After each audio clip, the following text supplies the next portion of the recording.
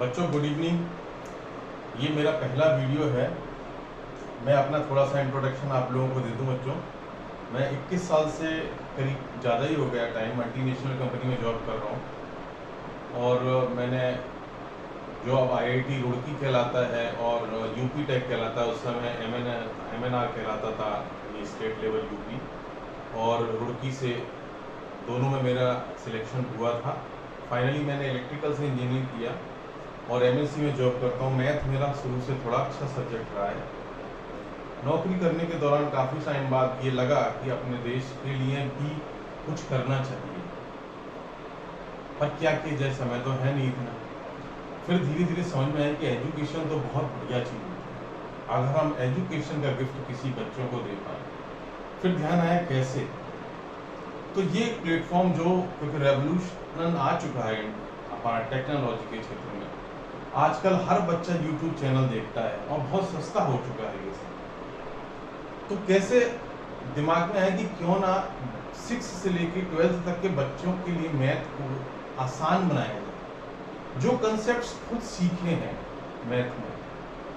क्योंकि एक बार आप कंसेप्ट सीख गए तो रात में कोई उठाकर के भी आपको कोई सम देगा ना तो कर लोगे। कंसेप्ट्स मजबूत होना चाहिए। इसलिए मैंने अपनी क्लासेस का नाम भी रखा है आसान math clear concept classes, AMCC classes. आपका फोकस लाइटिंग पे कैसा दिख रहा है वीडियोस पे नहीं, जो मैं समझाऊंगा उसको आप ध्यान से सुनिए। हम 3 स्टेप्स में पढ़ाई करेंगे बच्चों। पहले हम बेसिक्स सीखेंगे किसी भी चैप्टर के।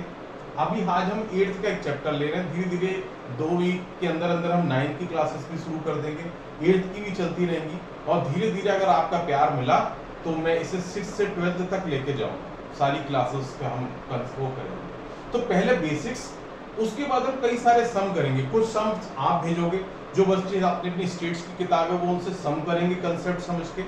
जो NCERT वाले बच्चे हैं वो NCERT की किताब से समझ करेंगे, क्योंकि मैं सारे सवाल नहीं कराऊंगा। अगर सारे सवाल कराएंगे तो फिर आप लोगों की कोई स्किल खत्म हो जाएगी। आपकी जो योग्यता आनी चाहिए ना बच्चों, वो नहीं आ पाएगी। वो स्किल डेवलप होने के लिए, मैथ में कमांड होने के लिए आपको you yourself have to do the questions.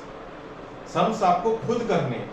जो नहीं समझ में आए, मेरा ईमेल आईडी डिस्क्रिप्शन में नीचे दिया हुआ है। अभी आप मेरे को केवल ईमेल आईडी में जो मेल करेंगे, एक लाइन में कौन से सवालों में दिक्कत आ रही है, कौन सा आप बोर्ड से है, कौन सी किताब से, जैसे NCERT कौन सी एक्सरसाइज का कौन सा सवाल है, मैं करवा दूंगा।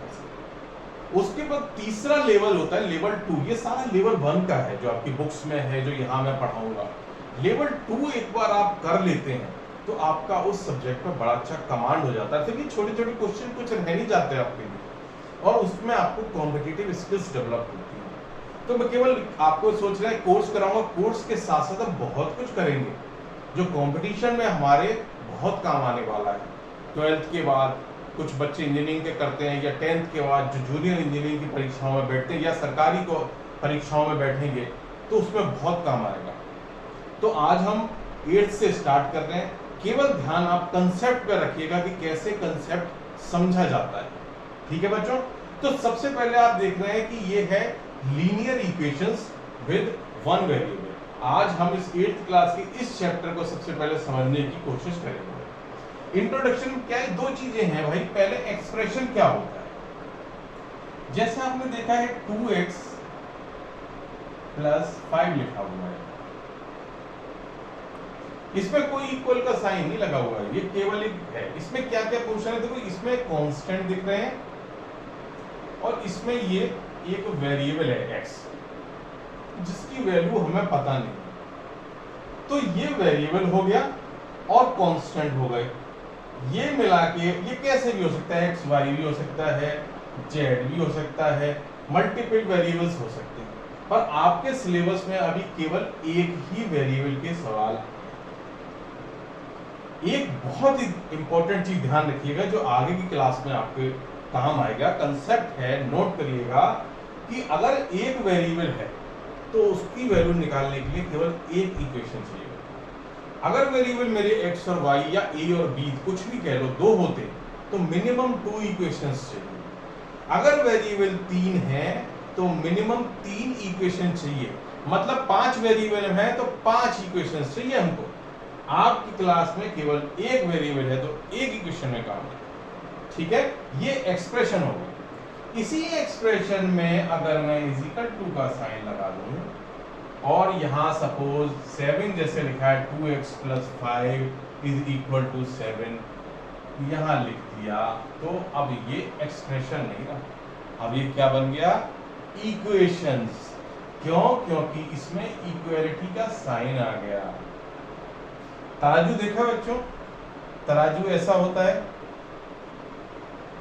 अगर 2 किलोग्राम इधर रखा है 2 किलोग्राम इधर रखा, बीच में बिल्कुल बराबर हो जाएगा। सामान की दुकान पे सामान लेने जाते हैं और बाट रखा होता है 2 किलो दूध रख देगा, ये 2 किलो मक्खन रख देगा, 2 किलो पनीर रख देगा, तो बिल्कुल ऐसा हो जाएगा। यही इक्वेशन है। इसकी value left hand side LHS is equal to RHS, right hand side होती है। इक्वेशंस की जरूरत क्यों पड़ी? आप आगे क्लासरूम में और इस चैप्टर में भी देखेंगे कि बहुत सारे पजल्स क्वेश्चंस को सॉर्ट आउट करने के लिए हम एक वेरिएबल मानते हैं और एक इक्वेशन बनाते हैं, और फिर उस इक्वेशंस की वैल्यू निकालने के लिए हमें इक्वेशंस चाहिए होती है। अब पहले हम सिंपल सीधे इक्वेशंस करेंगे, फिर एप्लीकेशंस, जो मैं कह रहा हूं कि भाई क्यों जरूरत पड़ती है इक्वेशंस की, उस इक्वेशंस को सीखेंगे।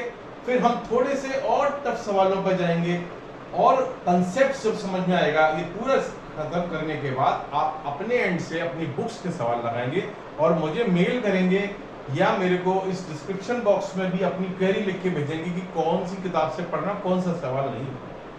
वो करने के बाद जब सारी चीजें खत्म हो जाएंगी, फिर हम जाएंगे लेवल 2 के सवालों को करने के लिए, ठीक है। तो अब हम सवाल करके देखेंगे।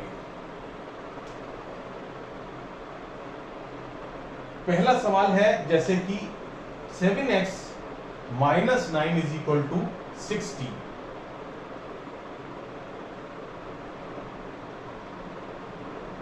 दो तरीके हैं, देखो बच्चों, जो आपकी बुक्स में भी समझाया जाता है, एक मैं आपको आसानी से बता भी देता हूं कि ऐसे x को वैल्यू निकालने के लिए क्या करना है, x को अकेला छोड़ना है।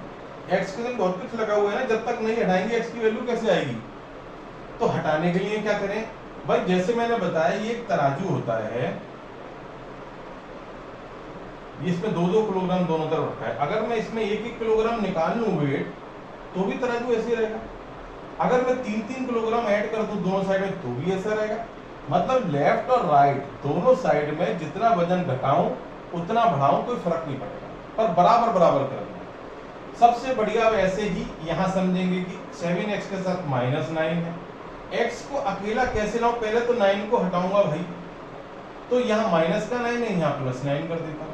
पर केवल यहाँ करके नहीं चले गए, ऐसे अपनी मर्जी से नहीं कर सकता। अगर इतना 9 कर रहा हूं तो यहाँ पर भी +9 करना है।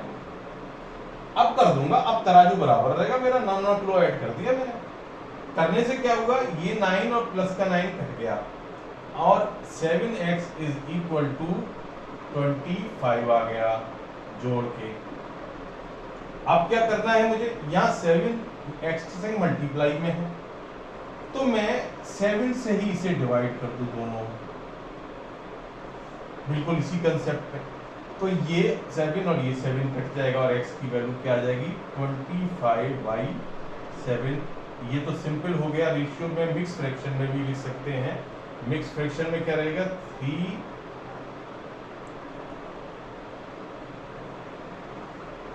ऐसे भी लिख देंगे। ये सब आपने किया हुआ है, अगर नहीं किया तो मुझे बताना, फिर मैं ये भी सिखाऊंगा आपको, ठीक है। तो x की वैल्यू निकल आई।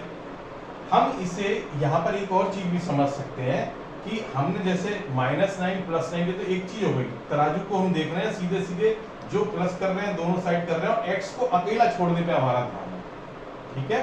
दूसरी चीज हम सिंपल ये नहीं करते अगर,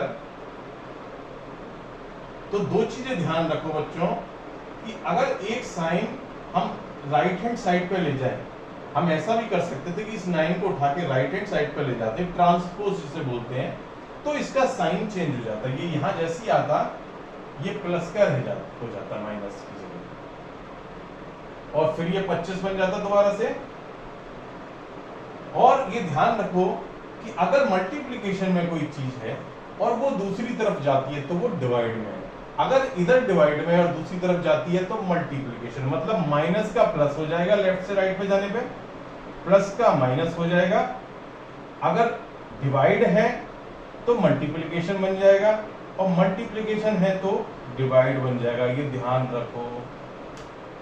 और नहीं तो आप सिंपल इस मेथड से कर सकते हैं, जिससे मैंने कि दोनों तरफ बैलेंस बराबर रखते हुए ऐड करते जाएं, घटाते जाएं, डिवाइड करते जाएं और x को अकेला छोड़ के वैल्यू निकाल लें, या सिंपल इस तरह से भी कर सकते हैं। ठीक है, तो इस तरह से हमने पहला सवाल किया। अब हम दूसरा सवाल करते हैं।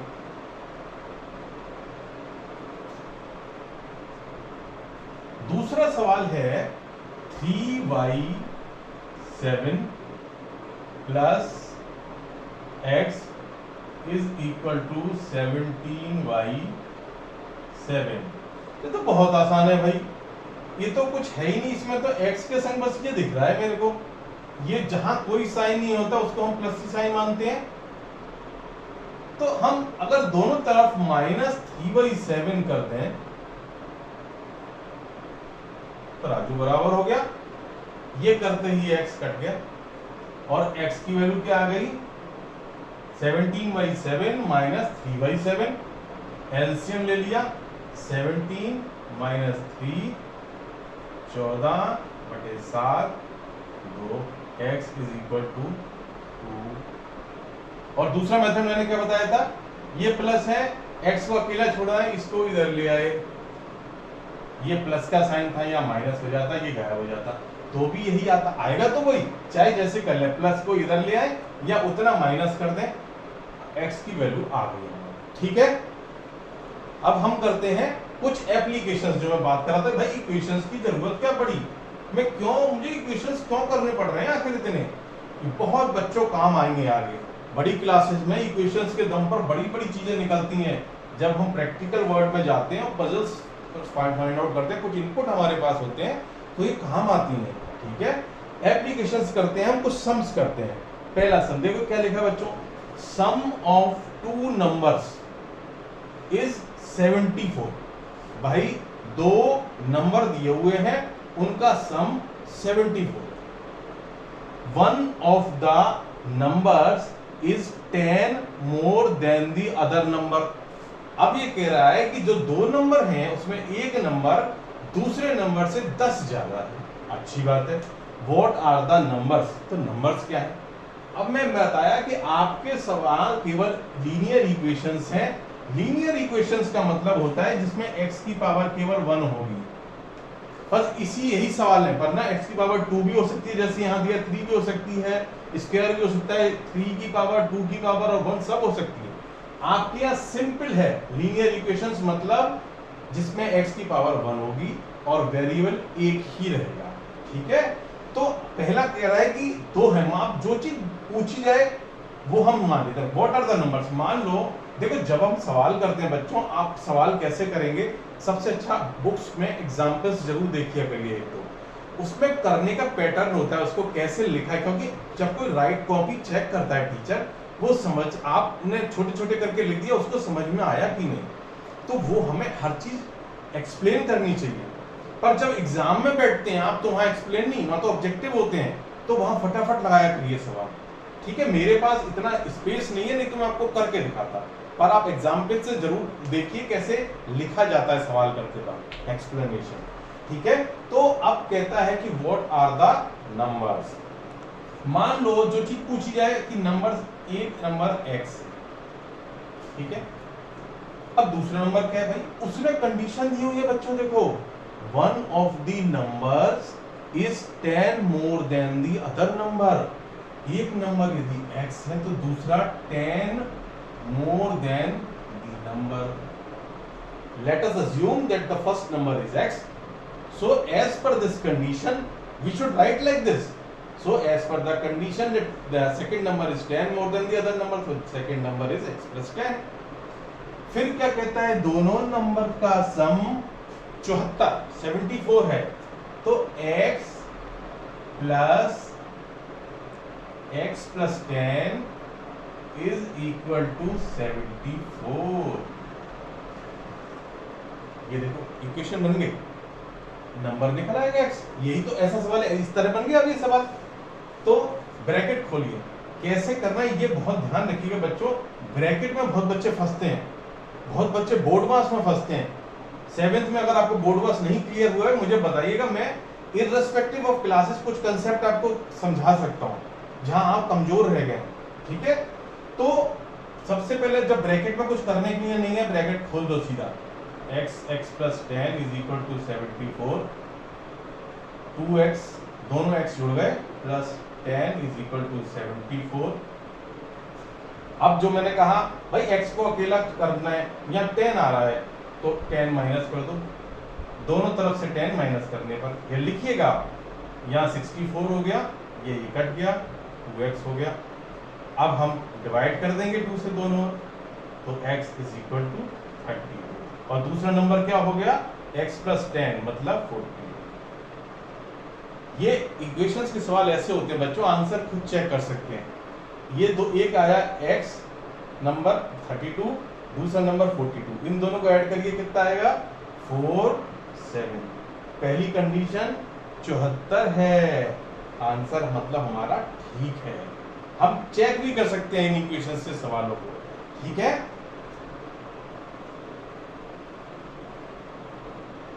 अब हम चलते हैं दूसरे सम की ओर। What should be added to twice the rational number? Rational number भी दिया है -7/3। मतलब कह रहा है कि मुझे क्या ऐड करना चाहिए इसके दुगने, इसके डबल से टू गेट 3/7। सपोज हमको x ऐड करना चाहिए। ठीक है, देखो इक्वेशन कैसे बनती है, कह रहा है इसके संग हमें क्या ऐड करना चाहिए, व्हाट शुड बी एडेड। मानो x ऐड करना चाहिए किसके साथ, ट्वाइस ऑफ -7/3 टू गेट 3/7। बन गई इक्वेशन, इक्वेशन बन गई। देखो आपकी, इसको सॉल्व कर लें। अब एक चीज बच्चे बहुत ध्यान से देखना, हमारी बेटियां भी गड़बड़ करती थी जब ये सवाल करती थी।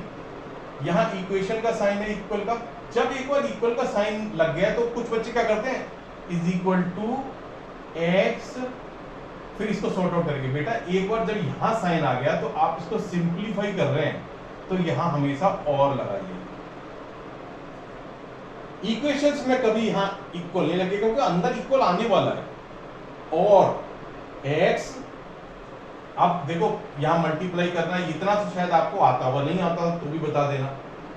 प्लस और माइनस का मल्टीप्लाई होगा तो माइनस में आएगा, 2 का 7 से होगा तो 14 आएगा, बाई 3 इज इक्वल टू 3/7।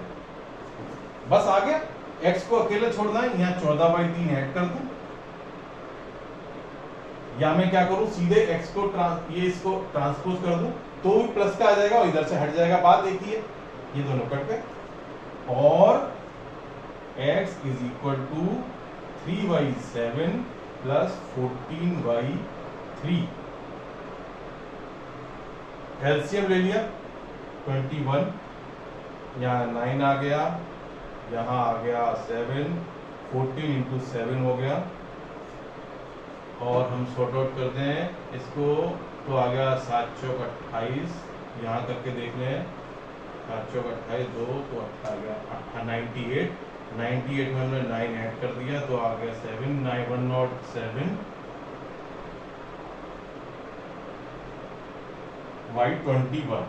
ठीक है, आप देख लो ये कट नहीं रहे, शायद काटने का सिंपल तरीका है, इसको मिनिमम वैल्यू तक लेकर के आते हैं, पर मुझे लगता है ये इतना ही रहेगा क्योंकि 3 से ये कटेगा नहीं और ये भी 3 से कटेगा नहीं, तो सिंपल ये भी आंसर आपका सही माना जाएगा।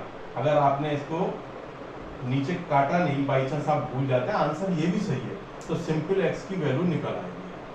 ठीक है, एक बार देख लेते हैं हमने सही किया है 14/3, ठीक है 3/7 प्लस 21, ठीक है, ठीक है, तो x की वैल्यू हमारी ये निकाली। ठीक है, तो ये वो x की वैल्यू लास्ट में आंसर हो गया। What should be added, x की मतलब ये this should be added to this, और आप जो इसमें ये ऐड करके देखेंगे तो यही आ जाएगा।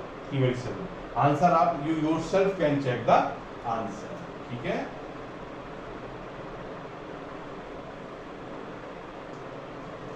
आगे हम चलते हैं तीसरा सवाल कि प्रेजेंट एज। इस तरह से सवालों में बच्चों बहुत कंफ्यूज होते हैं, मैंने देखा है। अब देखिए कितना आसान होता है। The present age of Sahil's mother is 3 times the present age of Sahil. Mummy की उम्र साहिल की उम्र की 3 टाइम्स है इस समय। After 5 year their age will add to 66 year. ये कह रहा है कि 5 साल बाद जब मैं दोनों की एज ऐड करूंगा तो 66 हो जाएगा। Find the present ages. सबसे पहला कंसेप्ट जो पूछा गया वो मान लो प्रेजेंट एजेस किसी एक की मान लो एज, तो साहिल की एज मान लेते हैं। माना कि साहिल की age present age x. Mummy की भी मान सकते हो आप, हमने साहिल की मान, कोई बात नहीं। Present age of Sahil is ये है। दूसरे की एज मानने की जरूरत नहीं मम्मी की, क्योंकि एक ही वेरिएबल के सवाल है आपके यहाँ। एक वेरिएबल मान लिया, दूसरा अपने आप लिंक होता है। देखो कैसे लिंक है। The present age of Sahil's mother is 3 times, तो मम्मी की उम्र कितनी हो गई 3x। 5 साल बाद कंडीशन बनेगी। अब 5 साल बाद प्रेजेंट एज से साहिल की एज कितनी हो जाएगी x + 5 ईयर, और मम्मी की एज कितनी हो जाएगी 3x प्रेजेंट है, और 5 साल बाद 5 इनकी ऐड हो जाएगी। ये दोनों मिला के कहते हैं 66 ईयर्स है। बन गया सवाल। एक वेरिएबल है 3x, x जुड़ गए, ब्रैकेट खुलने के बाद 4x, और x ये +5 + 5 10 = 66। x को अकेला छोड़ना है, -10 इधर कर दिया, इधर भी कर दो, तो हो गया 56। और x = यहाँ भी 4 से डिवाइड कर दो, यहाँ भी 4 से डिवाइड कर दो, और x = 56/4, तो 2/28 14। भाई प्रेजेंट एज निकल गई साहिल की 14, तो मम्मी की कितनी हो गई 14 या 42। मम्मी की एज हो गई 42 साल। हो गया आंसर, है ना सिंपल। आगे का सवाल करते हैं। आपको खुद भी लगाने हैं ऐसे सवाल और फिर मुझसे पूछना है। मैं अपना मेल आईडी सबको बता के रखूंगा। अब आते हैं इक्वेशंस विद वेरिएबल। भाई अलग तरह का है, इसमें मैंने हेडिंग डाली है equations with variable on both side. मतलब क्या है, दोनों तरफ वेरिएबल दिखाया। अभी जो हम देख रहे थे सवाल, उसमें एक ही साइड x आ रहा था। भाई x अगर दोनों तरफ आ गया तो सवाल थोड़ा टफ हो जाता है, बच्चों को लगता है बहुत टफ है, पर देखो कितना आसान है। 2x y3 + 1 = 7x 515 + बच्चे डर जाते हैं, भाई इधर भी x है इधर भी x है, क्या करें। बहुत आसान है, वही कंसेप्ट है। x को अकेला लाना है। भाई कैसे लाएंगे अकेला, देखो हमें x को अकेला लाने के लिए सबसे पहले तो हम +1 है, तो जैसे ये x इधर है, अभी इस तरफ भी x दिख रहा है मुझे, और मैंने आपको एक बहुत सिंपल चीज बता रखी है कि x को एक तरफ ले जाए। इससे सवाल का सबसे आसान तरीका क्या होता है कि एक वेरिएबल्स को दोनों एक साइड में ले आओ, और फिर सवाल इजी बन जाता है। और जब हम एक साइड में लेके आते हैं, दूसरी साइड में चाहे वो लेफ्ट से राइट या राइट से लेफ्ट लेके आए, साइन चेंज हो जाएगा। तो भाई इनके आगे कोई साइन नहीं है, तो मतलब ये प्लस के साइन है ना, जैसे मैंने बताया था। अब हम सपोज इसको इधर ले आते हैं, ट्रांसपोज करते हैं राइट साइड से लेफ्ट साइड में, तो वही 2x, या सिंपल ये भी कह सकते हो कि 7x/15 को इधर ऐड कर दिया, इधर माइनस कर दिया, तो माइनस जो करेंगे वो इससे कट जाएगा और ये इधर माइनस का आ जाएगा। या सिंपल ये करो कि इसको ट्रांसपोज कर दिया, तो इसका साइन हो गया -7x/15 + 1 = 3। आगे एक साइड, अब तो इजी हो जाना चाहिए भाई। अभी कुछ लोगों को क्या दिक्कत है कि +1 है इधर, तो एलसीएम ले लेंगे, +1 का क्या करेंगे, प्लस को x को एक तरफ ले आए सारे, इसको उधर ले जाओ, तो ये -1 बन गया, तो ये हो गया 2। सिंपलीफाई कर लो, इसको क्या किया एलसीएम ले लिया, 15 5 तो 10x - 7x = 2, और 3x/15 = 2। अब सिंपल है भाई, ट्रांसपोज कर सकते हैं, 15 इधर डिवाइड में है तो इधर मल्टीप्लाई में आ जाएगा, 3 इधर मल्टीप्लाई में इधर डिवाइड आ जाएगा, या उल्टा कर लो, इसको भी 15/3 से मल्टीप्लाई कर लो, इधर भी करना पड़ेगा भाई। जैसे ही करोगे ये सब कट जाएंगे, 3 से 3, 15 से 15, एक्स अकेला रह गया, x is equal to 15 30/3 10, x की वैल्यू निकल आ गई 10। आपका सवाल सॉर्ट आउट हो गया, ठीक है ना आसान। कंसेप्ट समझ में आ जाए तो बेटा बड़े से बड़ा सवाल आसान हो जाता है। और मेरा पढ़ाने का यही है, मैंने यही प्रतिज्ञा इसलिए की है कि बच्चों को मैथ से डर लगता है, पता नहीं क्यों, इतनी आसान होती है जब। चलो दूसरा करते हैं सवाल, ये तो और डर जाते हैं बच्चे ऐसे सवाल देख के। देखो 3t - 2y4 - 2t + 3y3 = 2/3 - t। अरे बाप रे बाप, इधर भी t, इधर भी t, इधर भी t, दोनों तरफ वेरिएबल। सिंपल, सारे वेरिएबल को एक तरफ ले आओ तो t को इधर ले आओ। माइनस का है, प्लस का t, मैंने एक स्टेप आपके लिए छोटा कर दिया, मैंने एक ही में कर दिया। आ गया t इधर। अब ये सारे दिख रहे हैं, एलसीएम ले लो, इसकी t है तो t/1 मान सकते हो इसे तो। और देखो बच्चों एक बहुत इंपॉर्टेंट चीज है, जब इस तरह से दिया हो 2t + 3, ध्यान रखना, ढंग से देखना, 2t + 3 या 3t - 2, इनके पूरी नीचे लाइन है, ठीक है, डिवाइड 3, और इसके नीचे 3 का साइन है। तो ये माइनस का साइन, इसको ब्रैकेट में मानेंगे आप, ये माइनस का साइन 2t पर भी एप्लीकेबल है और 3 पर भी एप्लीकेबल है। ये मत करना कि माइनस का साइन 2t के साथ ले लिया और 3 को प्लस लिख दिया, गड़बड़ हो जाएगा। इसी तरह ये लाइन का मतलब ब्रैकेट में है ये, ठीक है। तो हम एलसीएम ले लेंगे सिंपल, तो 4 और 3 और 1 12 आ गया सीरियस।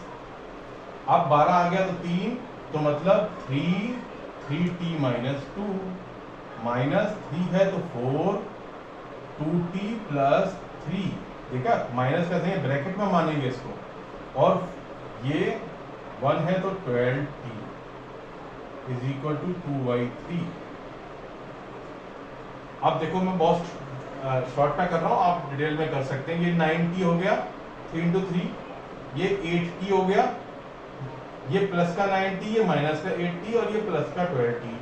तो 9 और 12, 21 का प्लस का t, और -8t, यहाँ -6 हुआ, यहाँ -12 हुआ, -20, 3 दूनी 6 और 4 × 12। ये माइनस और प्लस मिलके माइनस के बन जाएंगे। ये आपको आता होगा, माइनस और प्लस का मल्टीप्लाई होगा तो माइनस के 12, और ये माइनस के 6, माइनस के 18, और बस यही है तो माइनस के 18/12 = 2/3।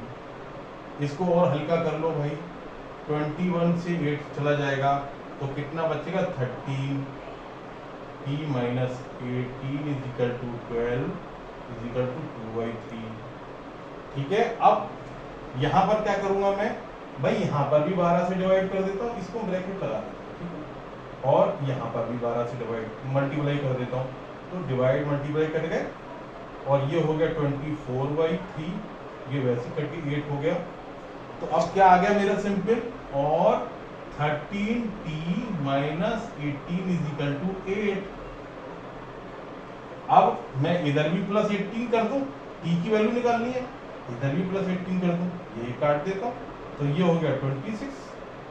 तो 13t = 26, तो t = 13 से डिवाइड कर देता हूं, इसकी वैल्यू 2 आ गई, तो t = 2। सॉर्ट आउट हो गया। तो ऐसे ही सवाल आपको करने हैं बच्चों, ठीक है।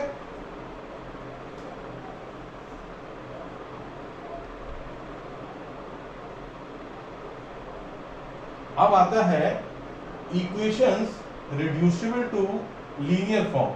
ये ऐसा क्यों लिख रहा है भाई, ऐसा इसलिए लिख रहा है कि इक्वेशंस को देखो, लिखा है 3y -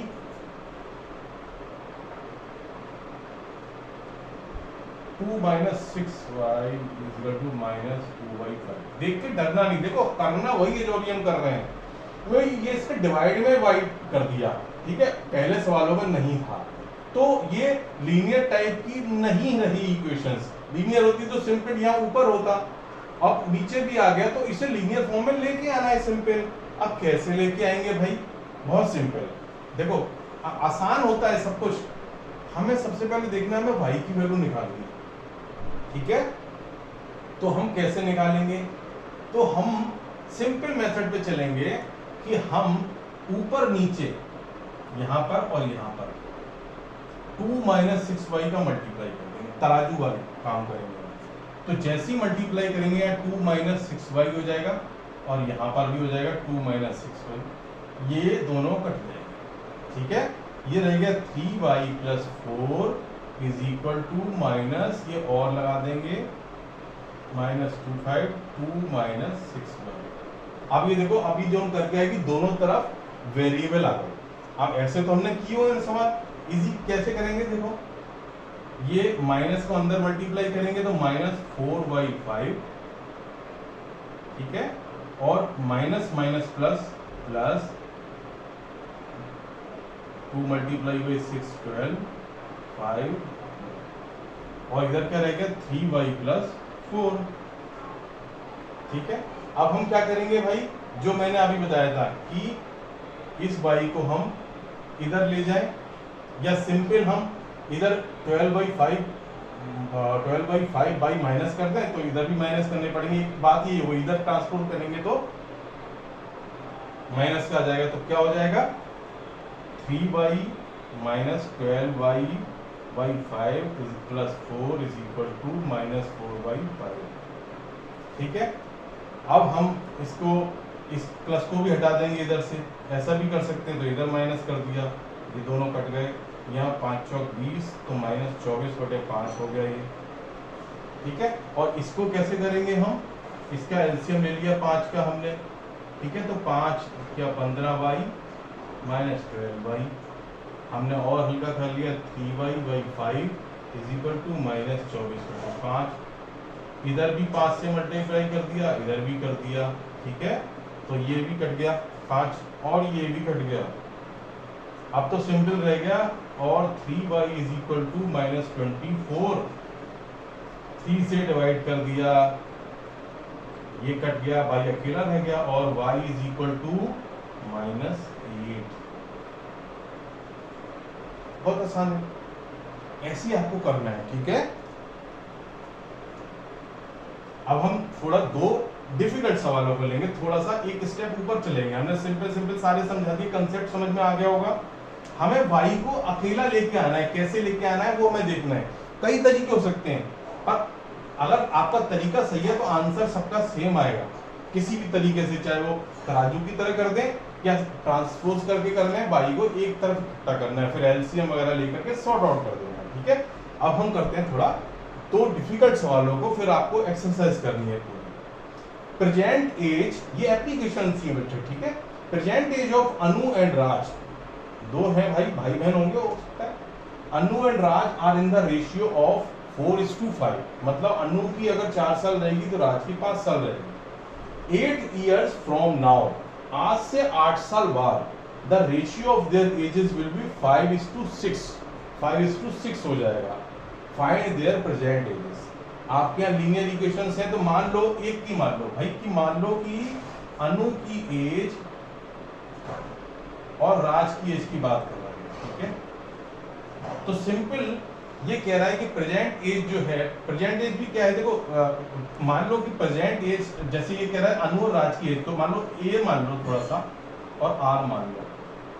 अनु और राज की जो प्रेजेंट एज है उसमें अगर मान लो कि 4:5 की बात हो रही है, ठीक है।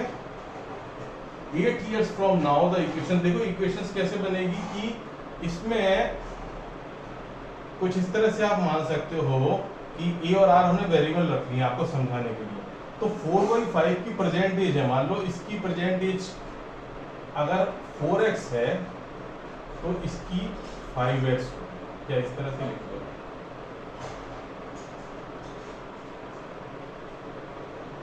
ठीक है। तो एक ये क्यों लगा रेशियो का, बच्चों को पता होगा, जैसे रेशियो की जब हम बात करते हैं, ठीक है, तो इसके साथ में एक, जैसे आपने पढ़ा होगा 20/50 मैंने लिखा, तो अगर मैं रेशियो में इसको जब काटता हूं तो यह 5 से काटा 4 रह गया, यहाँ काटा 3 रह गया, तो इस तरीके से रेशियो में 4/3 आता है। ठीक है, तो कहने का मतलब कि वो 4/3 में अगर 5 का मल्टीप्लाई किया, नीचे भी किया, तो ये 20/15 बन गया। तो मतलब कि जितना मल्टीप्लाई ऊपर होता है उतना ही नीचे होता है। ठीक है, तो वो एक तरीके से रेशियो जो होता है शॉर्टेस्ट होता है, सबसे स्मॉलेस्ट जो होता है उसको बोल देते हैं। 4/5 फर्दर नहीं करेंगे। तो कहने का वो था इनके बीच का जो मल्टीपल है वो सेम होगा। तो मतलब अगर एक की एज आज 4x है, प्रेजेंट एज मतलब अनु की प्रेजेंट एज मान लीजिए 4x है, तो राज की प्रेजेंट एज हो गई 5x। ठीक है, कि मतलब मल्टीप्लिकेशन उनका एक ही से होगा अगर रेशियो है। अब कहता है 8 इयर्स फ्रॉम नाउ, तो 8 इयर्स फ्रॉम नाउ अनु की एज कितनी हो गई 4x प्लस 8, और दूसरी की एज क्या हो गई 5x थी उसकी, राज की 5x प्लस 8। इन दोनों की जो एज है वो उनका रेशियो 5/6। ठीक है, यहां पर हमने रेशियो दिया था, हमने मान ली कि उसकी एज 4x है, और तो राज अनु की एज अगर 4x है तो राज की 5x। समझ गए ना इस चीज को? अगर नहीं समझे फिर समझाता हूं। रेशियो दिया था कि 4 और 5 का रेशियो है प्रेजेंट एज में, और हमने मान ली कि अनु की एज अगर 4x है तो इसकी 5x होगी। मतलब कि रेशियो का मतलब ही होता है कि दोनों का जो मल्टीप्लिकेशन है वो फैक्टर एक ही होगा। तो इसकी 4x है तो इसकी 5x है, और 5 साल बाद 8 साल बाद ये हो गई, इनका रेशियो ये है। बस अब हम सिंपल x की वैल्यू निकालेंगे, तो 5x प्लस 8 का मल्टीप्लाई कर दें, इसको भी कर दें 5x प्लस 8 का, ये दोनों कट गए, और 4x plus 8 is equal to 5 का अंदर करेंगे 25 प्लस 8 पंचे 40 बटे 6। ठीक है, अब क्या होगा, मैंने कहा था कि और भी तरीके, देखो अब यहाँ 6 है, इस 6 को हम यहाँ भी पहुंचा सकते हैं, और पहुंचाना ही पड़ेगा हमको जब वैल्यू निकालनी है। तो दो तरीके, चाहे इधर 6 का मल्टीप्लाई कर दो और इस पूरे में भी 6 का कर दो, या इसको उठा के जब डिवाइड से इधर साइन ले जाएंगे तो मल्टीप्लाई हो जाएगा, बात होगी। 6 कट गए, इसको खोल दें हम, 24x plus 48 is equal to 25x plus 40। हम इसको इधर ले जाएंगे तो हो गया 24x माइनस 25x, तो माइनस का x बचा इज इक्वल टू 40, और यहाँ प्लस हो गया, इसको हमने माइनस इधर कर दिया तो इसको भी माइनस कर देंगे, ये दोनों कट गए, और x इज इक्वल टू -8। जब दोनों तरफ माइनस के साइन हो बच्चों तो समझ लो दोनों साइन भी कट जाते हैं, या ये कह दो कि दोनों प्लस बच जाएंगे, तो x इज इक्वल टू क्या हो गया 8। ये याद रखना बच्चों, अगर -x इज इक्वल टू -14 है सपोज, तो इसको प्लस कर सकते हैं, मतलब साइन कट जाते हैं, तो x इज इक्वल टू 14 हो जाता है, तो x 8। तो मतलब कितनी एज हो गई, प्रेजेंट एज क्या बोला, find present age. Present age क्या हुई 4x थी, तो 8 × 4 32 साल तो अनु की एज हो गई, और दूसरी राज की एज हो गई 8 मतलब 40। आप इसको कंडीशंस को यहाँ रख के देख लीजिए, यही आंसर आएगा। दोनों को देखो 8 से डिवाइड हो गए 4, वही 5। 8 साल बाद क्या होगा, इसकी एज 40 हो गई और इसकी 48 हो गई, ये कट गए, देखो 5 से ये 8 से कटे तो आ रहा 5, 8 कंडीशन 8 से 5/6। ठीक है, तो ये सवाल हो गया। अब हम एक लास्ट सवाल और करेंगे। ठीक है,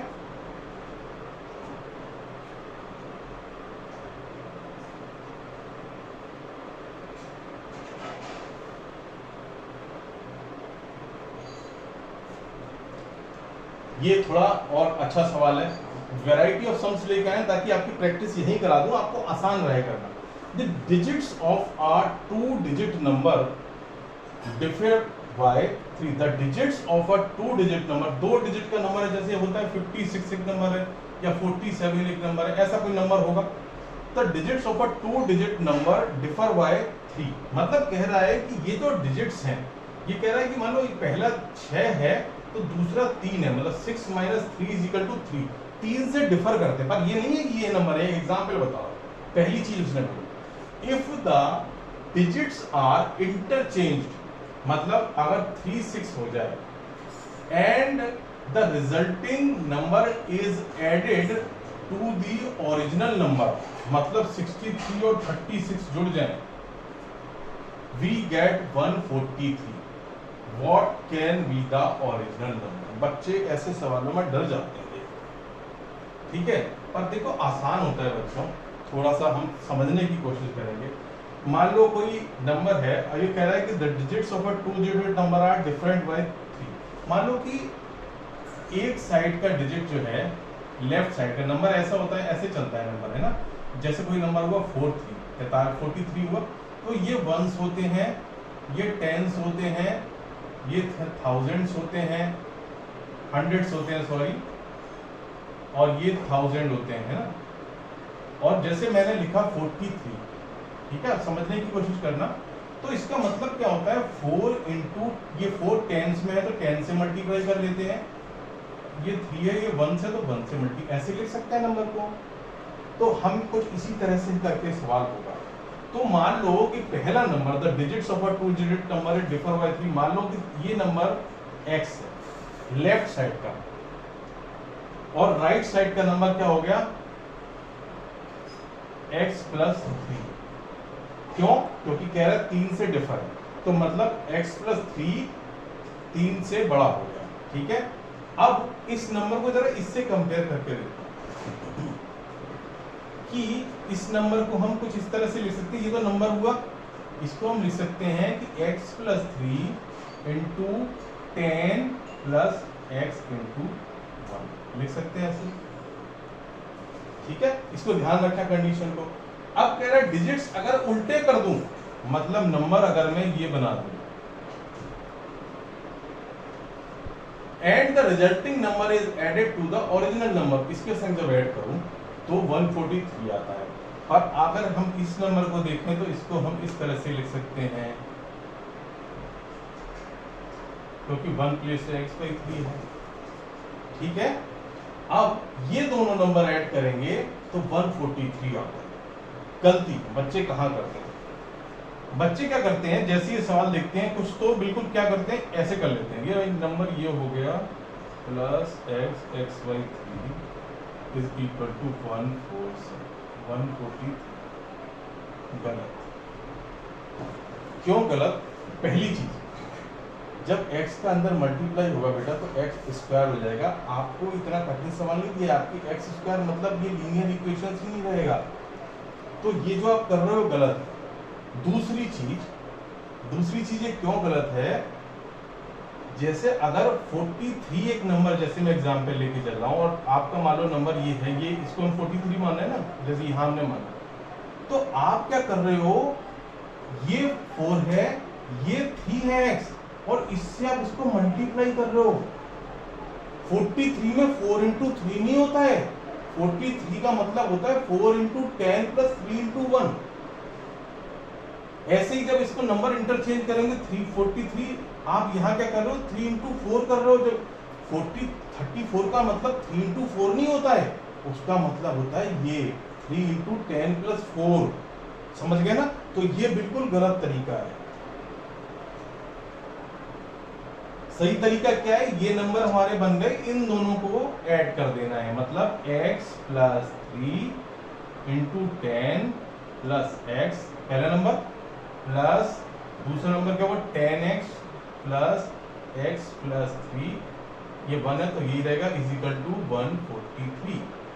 आप देखो सिंपल हो गया, 10 के अंदर क्या 10x plus 30 plus x plus 10x plus x plus 3 is equal to 143। 10x 11x 21x 22x और 22x प्लस 30 और 33 143 माइनस 33 माइनस 33 कर दो, ये कट गया, और 22x इज इक्वल टू 110, ठीक है, और x इज इक्वल टू कितना हो गया बच्चों काट लो भाई, ये तो बहुत आसान होता है। कितना बनेगा आपका 20 और आपका 22। चलो ऐसे कर लेते हैं सिंपल, 5 से कट गया, देन 11 5, ठीक है। और x इज इक्वल टू 5। तो अब नंबर क्या बना, नंबर x की जगह रखो, व्हाट आर द, क्या पूछता है, what can be the original number. Original number हमने क्या माना था, ये वाला। तो x की जगह क्या हो गया 5 और x प्लस 3 की जगह हो गया 8, मतलब 85 नंबर वो नंबर। सवाल को चेक कर लो, 85 को उल्टा कर दो 58, इन दोनों को सम कर दो, 8 5 13 और 8 5 13 14 आ गया शुरू से। तो इस तरह से सवाल करना है आपको, ठीक है। अब ये सवाल हमने सब कर दिए हैं, कंसेप्ट्स आपको मोरलेस क्लियर हो गया होगा, नहीं हुआ तो मेरे को बताएं। और अब आपको अपने सवाल करने हैं, जो सवाल नहीं समझ में आ रहे हैं वो मुझे बताने हैं। मेल बॉक्स, मेरा मेल आईडी दे दूंगा आपको, नीचे आप देख सकते हैं, मुझे चैनल पर भी इन्फॉर्म कर सकते हैं। ये जो सवाल हम करेंगे, अभी हम और सवाल करेंगे इसे प्रैक्टिस लाने के लिए, एक सेशन तो मिनिमम और लेंगे। उसके बाद हम इसका एक तीसरा सेशन लेंगे जो लेवल 2 का होगा, जिससे हमें इसका सब्जेक्ट का कमांड आ जाएगा, लीनियर इक्वेशन। और उसके बाद हम इससे मिलता हुआ चैप्टर है अलजेब्रिक इक्वेशंस, वो अब करेंगे इसके बाद में, ठीक है। तो ऑल द बेस्ट बच्चों, मेहनत करना ताकि मुझे, और सब्सक्राइब कर लेना चैनल को। मैं आपको इस काबिल बनाने की कोशिश करूंगा कि आगे आप कॉम्पिटिटिव एग्जाम्स में भी निकलें और अपने जो सिलेबस है कोर्सेज में भी पूरे 100 आउट ऑफ 100 नंबर लेके आए। All the best.